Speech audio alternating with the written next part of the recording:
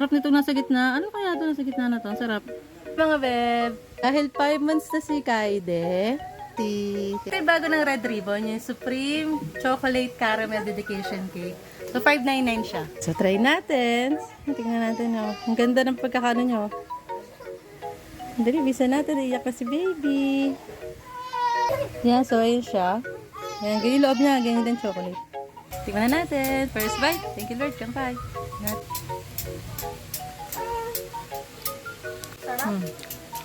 Medyo sweet siya. Para sa akin, ah. Yung itsura niya yung loob niya.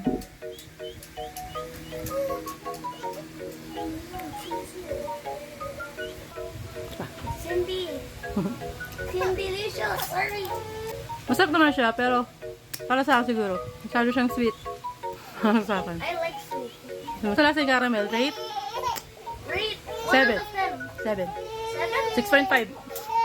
6.5 over 10. Na. Masasarap pa yung mga iba kong mga na-try na cake. So, check nyo na lang doon sa mga videos ko. Try po ni Kuya Sedi. Kasi yung loob niya pala, ayun, may mga ano rin siya, may mga... Caramel.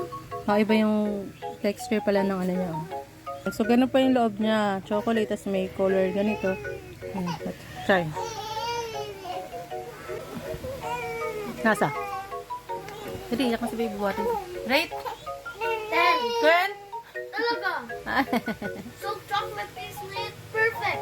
Sweet nga eh. Siguro tagal pag mga trentahe na eh. Pag masyado matamis, no? So, kaya siya mga bata pa talaga.